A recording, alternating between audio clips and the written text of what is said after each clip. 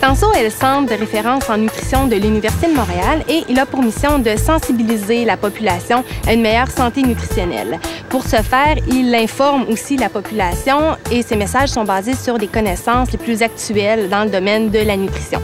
Grâce au Fonds de promotion pour les saines habitudes de vie et l'Agence de la santé publique du Canada, Extenso a la chance de diriger ce projet dans les milieux de garde. L'idée et la nécessité de ce projet nous ont été dictées par le fait que les habitudes, les attitudes, les comportements alimentaires se façonnent très tôt durant l'enfance et ils sont bien sûr influencés par l'environnement, ou plutôt des environnements, dont la famille et des milieux de garde. Dans un premier temps, ils touchent les responsables des cuisines en service de garde, ensuite les éducateurs et finalement les parents dont les enfants fréquentent les services de garde qui participent au projet.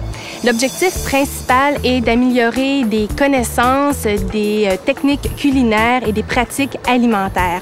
Pour ce faire, on commence par dresser un état des lieux par le biais de questionnaires, d'entrevues et de visites des milieux. Et ensuite, on adapte nos interventions et nos outils aux besoins qui sont manifestés par le public cible. Et c'est de cette façon-là qu'on adapte vraiment nos interventions à ce qui est demandé sur le terrain. C'est par le biais des visites de suivi qu'on adapte les interventions et bien sûr, il y a beaucoup d'informations qui sont aussi transmises via le site internet nospetitsmangeurs.org. Actuellement, nous en sommes à la deuxième année de ce projet qui est d'une durée totale de 3 ans. On est intervenu auprès des responsables des cuisines et présentement, on questionne les éducateurs pour savoir de quelle façon ce sera le plus approprié d'intervenir auprès d'eux.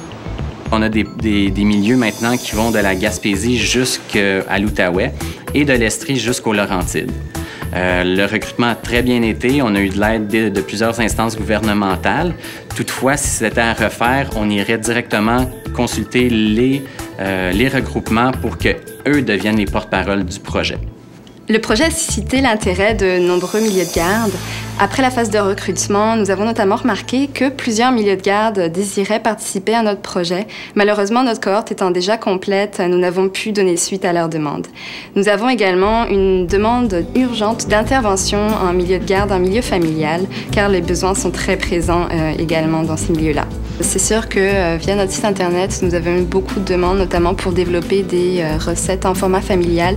Ce sont des recettes gagnantes qui ont été développées par la fondation de l'ITHQ pour les milieux de garde. Cependant, ces recettes-là sont actuellement disponibles en format de collectivité, donc pour 100 portions.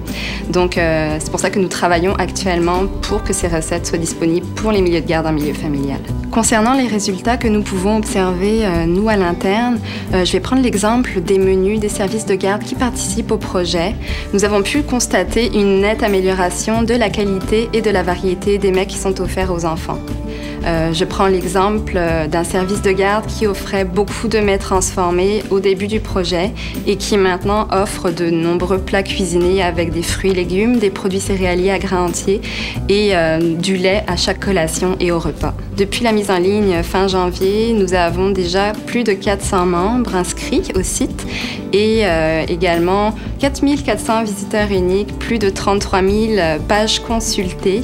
Je tiens à mentionner notre centre d'appel électronique InfoCuisine qui est ouvert à tous depuis la mise en ligne du site fin janvier et qui génère des questionnements à chaque jour. Donc nous recevons quotidiennement des questions des services de garde, donc des intervenants petite enfance, que ce soit responsables en alimentation, direction générale, mais également des éducatrices et des parents qui nous questionnent concernant l'alimentation, la nutrition et la cuisine auprès de la petite enfance.